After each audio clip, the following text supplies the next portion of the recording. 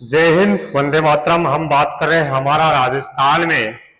आज 8वां अध्याय पढ़ रहे हैं, आजीविका के प्रमुख क्षेत्र। राजस्थान के लोगों को, राजस्थान में निवास करने वाले लोगों के आजीविका के कौन कौन से क्षेत्र हैं, किस प्रकार से जीवन निर्वाह के लिए जो कार्य कर रहे हैं वो उनमें क्या स्थिति है, जिसमें हम कृषि, राजस्थान में कृषि को भी जानेंगे, पशुपालन, खनन, ये सारे जो क्षेत्र हैं उसको इस वाली क्लास में पढ़ने वाले हैं। तो टॉपिक का नाम रहेगा हमारा आजीविका के प्रमुख क्षेत्र। ये कंपटीशन एग्जाम के लिए भी काफी इम्पोर्टेंट है, जिसमें जहाँ जहाँ से तरीके से प्रश्न पूछे जाते हैं वो हम यहाँ पढ़ेंगे, इम्पोर्टेंट प्रश्नों को भी। मनुष्य अपने जीवन निर्वाह के लिए जो कार्य करते हैं, ये क्षेत्र क्षेत्र विशेष के प्राकृतिक संसाधन हो गए, जलवायु एवं आर्थिक, सामाजिक, शैक्षिक स्तर पर भी निर्भर करता है कि वहाँ की जलवायु कैसी है, वहाँ के प्राकृतिक संसाधन कैसे हैं, ठीक है, आर्थिक, सामाजिक, शैक्षणिक जो स्थिति है वो कैसी है, उस पर डिपेंड करता है। राजस्थान जो है खनिज संपदा में एक संपन्न राज्य है, जहाँ कई प्रकार के खनिज यहाँ से निकाले जाते हैं। साथ ही विभिन्न प्रकार की यहाँ जलवायु पाई जाती है। हम इससे पहले पढ़ के आए हैं, कई पर आर्द्र जलवायु, अति आर्द्र जलवायु, शुष्क भी है। अतः यहाँ के लोग मुख्यतः जो प्रमुखतः कृषि, पशुपालन एवं खनन कार्य करते हैं। ज्यादातर जो जनसंख्या हमारे यहाँ पर वो किस पर कार्य करती है, तो कृषि और पशुपालन, खनन। आर्थिक विकास के साथ साथ हमारे यहाँ पर्यटन, उद्योग एवं सेवा क्षेत्र में कार्य करने वालों की संख्या भी बढ़ी है। ठीक है, नेक्स्ट बात करते हैं राजस्थान में। अब सबसे पहले कृषि को देखते हैं। कृषि, राजस्थान का 60% भूभाग मरुस्थल है, जो हम पिछली वाली क्लास में पढ़े थे। भौतिक प्रदेश में थार का मरुस्थल लगभग 60% भाग मरुस्थल है। यहाँ अधिकांश कृषि मानसून की वर्षा पर निर्भर करती है। हमारे यहाँ इधर जो नदियां हैं, केवल एकमात्र नदी देखी थी माही और एक चंबल, जो बारहमासी नदी है। बाकी मौसमी नदियां हैं। वर्षा जब होती है तभी हम खेती कर पाते हैं। तो हमारी कृषि किस पर निर्भर है? मानसून पर। अतः राजस्थान की कृषि को मानसून का जुआ कहा जाता है। यदि बारिश अच्छी हो जाती है तो कृषि अच्छी होगी, खेती अच्छी होगी, और यदि बारिश नहीं होती है तो खेती भी नहीं होती है। यहाँ वर्ष भर में हम 3 प्रकार की फसलें बोते हैं राजस्थान में। 3 फसलें कौन कौन सी है? तो एक रबी की फसल है, एक खरीफ की फसल, और तीसरी कौन सी हो जाएगी? जायद की फसल है। रबी की फसल किसको बोलेंगे? तो रबी की फसल की बुआई सर्दी में आरंभ होती है। सर्दियों में बोते हैं, अक्टूबर नवंबर में बोते हैं, और गर्मी प्रारंभ होने पर मार्च अप्रैल में कटाई कर दी जाती है। मार्च अप्रैल में आते तो इसको काट देते हैं। रबी की फसलें कौन कौन सी है? गेहूं हो गया, जौ, चावल, चना, सरसों आदि की फसलें रबी की फसलों में माना जाता है। अगली है खरीफ की फसल। खरीफ की फसल यह वर्षा ऋतु होती है, जुलाई अगस्त में हम बोते हैं। जून जुलाई में जब बारिश होती है उस टाइम पर बोते हैं, और शीत ऋतु आरंभ होने से पहले यानी अक्टूबर में हम इनको काट लेते हैं। सितंबर अक्टूबर में काट लेते हैं। तो खरीफ की फसलें में ज्वार हो गया, बाजरा, मूंग, कपास, गन्ना, मूंगफली, ठीक है, गन्ना, मूंगफली, तिल हो गया, ये खरीफ की फसलें हैं। तो आपसे ऐसा भी प्रश्न आ सकता है कि कौन सी फसल रबी की फसल है और कौन सी खरीफ की फसल है। अगली तीसरी कौन सी है? जायद की फसल। ये मार्च अप्रैल से जून जुलाई के बीच में बोई जाती है। ये जो रबी की फसल काटते हैं, काटने के बाद में बोते हैं, बारिश होने से पहले पहले इनको काट लेते हैं, जिसमें खरबूजे हो गए, तरबूजे, ककड़ी, ये जायद की फसलों में आते हैं। तो ये चीजें भी आपको क्लियर होगी पहले से। फिर बात करते हैं राजस्थान में कृषि के पिछड़ेपन के कारण। कृषि में पिछड़ेपन के क्या क्या कारण है? पहला, प्राकृतिक कारण जाने। तो प्राकृतिक कारणों में देखिए तो बार बार सूखा, बारिश कम होने की वजह से बार बार सूखा रहता है, जिस वजह से ज्यादातर मिट्टी हमारी रेतीली मिट्टी है, ऊसर मिट्टी है और बंजर भूमि है। और इसके अलावा मृदा का अपर्दन पानी के द्वारा, पूर्वी क्षेत्र में तो अवनालिका अपर्दन अपने पहले पढ़ा था, चंबल नदी के द्वारा सर्वाधिक होता है। और राजस्थान के पश्चिम क्षेत्र में वायु के द्वारा अपर्दन ज्यादा होता है। आर्थिक कारण में क्या होता है? किसान की निर्धनता, जो पहले ही उनके पास पैसे नहीं है, वो उच्च क्वालिटी वाले बीज नहीं ला सकते हैं, और उपज का कम मूल्य, जो उपज होती है उसका भी मूल्य कम मिल पाता है। हम पुरानी तकनीकी से कृषि करते हैं, सिंचाई के साधनों की हमारे कमी है और उत्तम खाद बीज की भी कमी है। ये आर्थिक कारण है। और संगठनात्मक कारण है भू स्वामित्व समस्या और नीतिगत जानकारी। ये कारण देखा था हमने कि राजस्थान में कृषि के पिछड़ेपन होने के कारण, यानी कृषि क्षेत्र है हमारे पास, काफी क्षेत्रफल है, उसके बावजूद भी हम पिछड़े हुए हैं, कृषि में पिछड़े हुए हैं। जिसका प्राकृतिक कारण देखा हमने, बार बार सूखा, यानी वर्षा अनियमित होती रहती है, कम बारिश होने की वजह से रेतीली जमीन है, ऐसी जमीन जो अब खेती करने योग्य हुई नहीं, ऊसर हो गई है, बंजर भूमि है, मिट्टी का कटाव है। आर्थिक कारण में देखा कि किसानों की निर्धनता, जो किसानों के पास पहले पैसे नहीं है तो उच्च किस्म के खाद बीज ले नहीं सकते हैं, उपज का भी कम मूल्य है, जो उत्पादन होता है उसको भी वापस कम रेट, जो सही रेट नहीं मिल पाती है, मशीनें वगैरह नहीं खरीद पाते हैं, तो पुरानी तकनीक से अपन खेती कर रहे हैं, हर जगह सिंचाई के साधन उपलब्ध नहीं है, उत्तम खाद बीज की भी कमी है। संगठनात्मक कारण में देखा भू स्वामित्व समस्या, बहुत सारे किसान ऐसे हैं जिनके पास वो खेती करना तो चाहते हैं, लेकिन उनके पास या तो जमीन बिल्कुल थोड़ी सी है या उनके पास जमीन बिल्कुल है ही नहीं है, और नीतिगत कमजोरियां हैं। सरकार कोई योजना किसानों के प्रति लागू करती है तो वो योजना किसानों तक सही रूप से नहीं पहुंच पा रही है। तो ये कुछ कारण हो रहे हैं कि हमारे पास खेती होते हुए भी हम खेती में, कृषि में पिछड़े हुए हैं। चलिए बात करते हैं आगे राजस्थान में कृषि की विशेषताएं। कृषि की विशेषताएं देखें तो देश में सर्वाधिक बाजरा हो गया, सरसों, ग्वार का उत्पादन राजस्थान में होता है।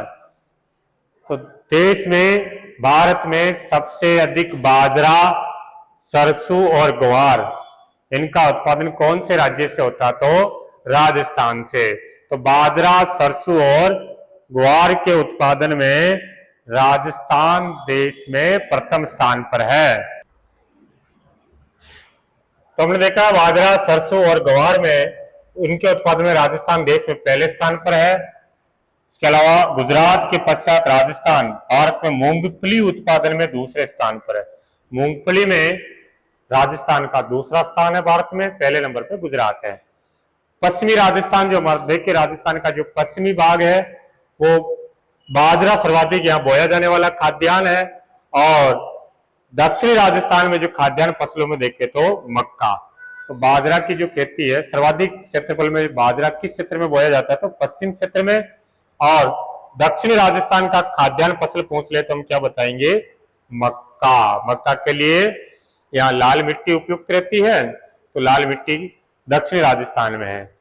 और गंगानगर जिला जो गेहूं उत्पादन में पहला स्थान है, जिसे अन्न का भंडार और दान का कटोरा कहते हैं। तो राजस्थान में सबसे ज्यादा गेहूं उत्पादन कौन से जिले से होता है? तो श्री गंगानगर। राजस्थान का जो पश्चिमी भाग है वो इंदिरा गांधी नहर से करीब 17.5 लाख हेक्टेयर क्षेत्र में सिंचाई की सुविधा विकास हुआ यहाँ पर। तो कितना, लगभग कितना क्षेत्रफल? तो 17.5 लाख हेक्टेयर इंदिरा गांधी नहर से सिंचाई हो रही है। सिर्फ 35% फसली क्षेत्र में सिंचाई सुविधा उपलब्ध है। राजस्थान का क्षेत्रफल का लगभग 35% भाग में ही सिंचाई सुविधा उपलब्ध होती है और कुल सिंचित क्षेत्र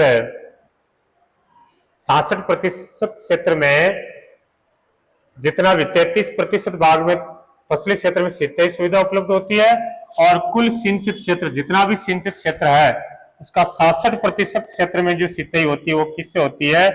कुएं नलकूप यानी ट्यूबवेल से होती है। नहरों द्वारा 33% सिंचाई होती है और तालाबों द्वारा सिंचित क्षेत्र बहुत कम है। राजस्थान का जो टोटल क्षेत्रफल देखे टोटल क्षेत्रफल का 35% भाग में ही सिंचाई होती है और जितने भी भाग में सिंचाई होती है उसका 66% भाग कुएं और नलकूपों से होती है और 33% नहरों से होती है। तालाबों से सिंचाई बहुत कम क्षेत्र में होती है। ये हमने राजस्थान में कृषि देखी है और कृषि में फसलों के प्रकार देखा है और कृषि की क्या समस्याएं हैं जो भी जाना है और राजस्थान की कृषि की विशेषताएं देखी है। आगे बात करते हैं राजस्थान में पशुपालन।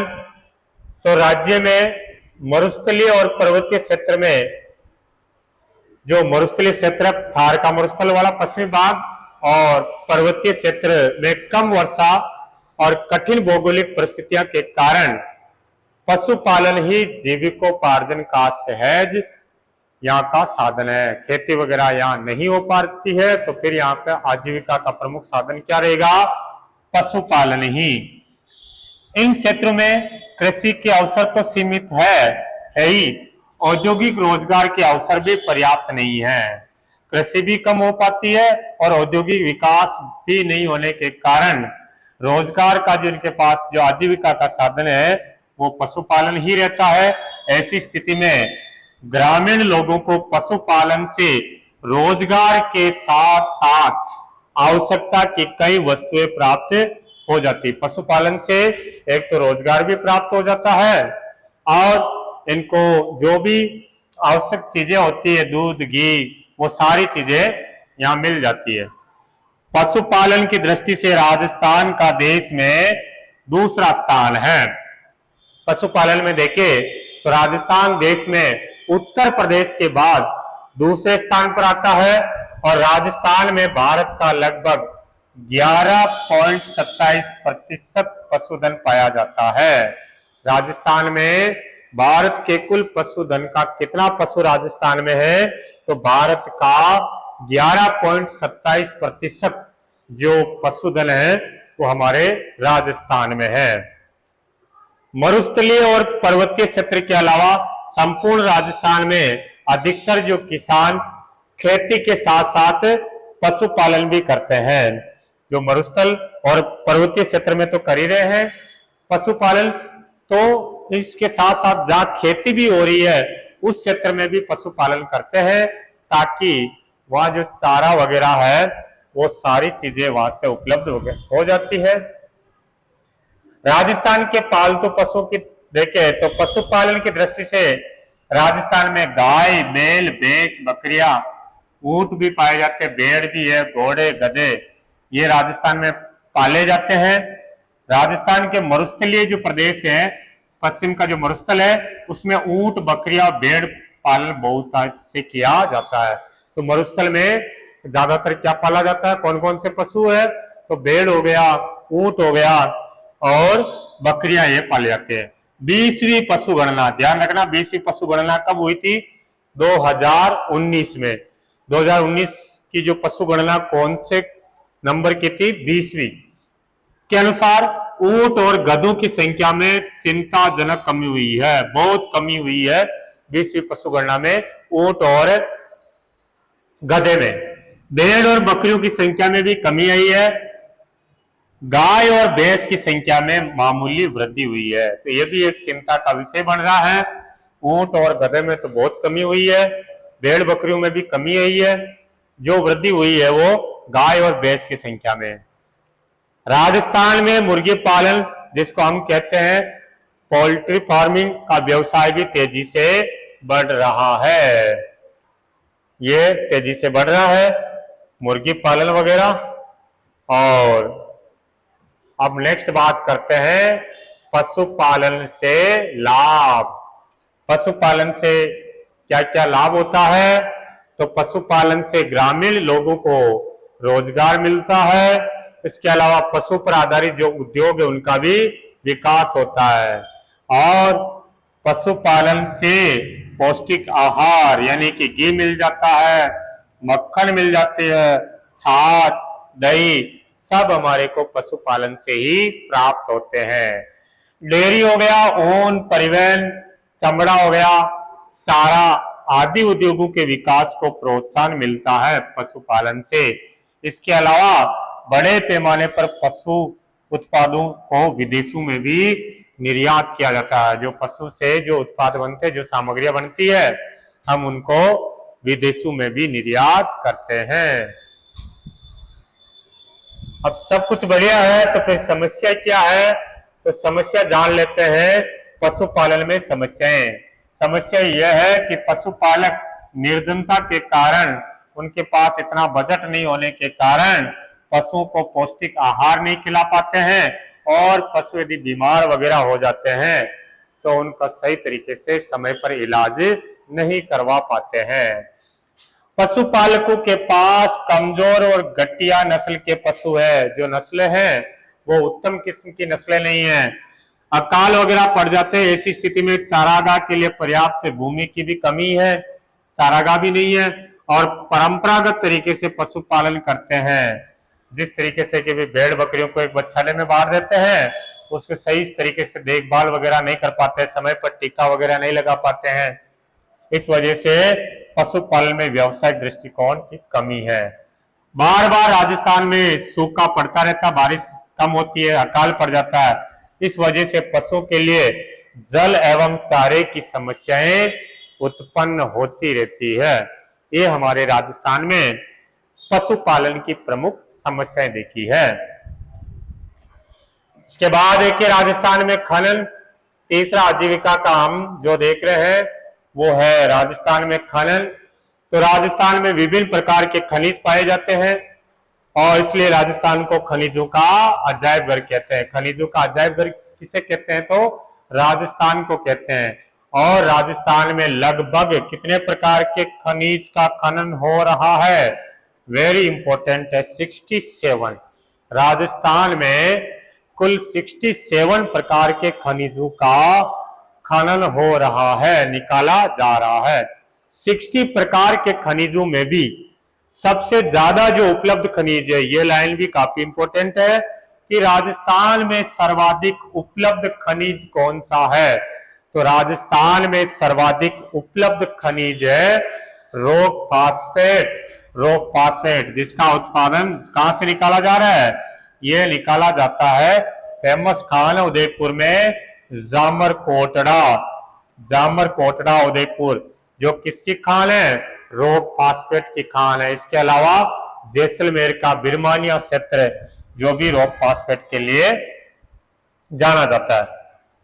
इसके अलावा सीसा जस्ता हो गया, जिप्सम हो गया, चांदी, संगमरमर आदि के उत्पादन में राजस्थान का एकाधिकार है। सीसा, जस्ता, चांदी, जिप्सम, संगमरमर।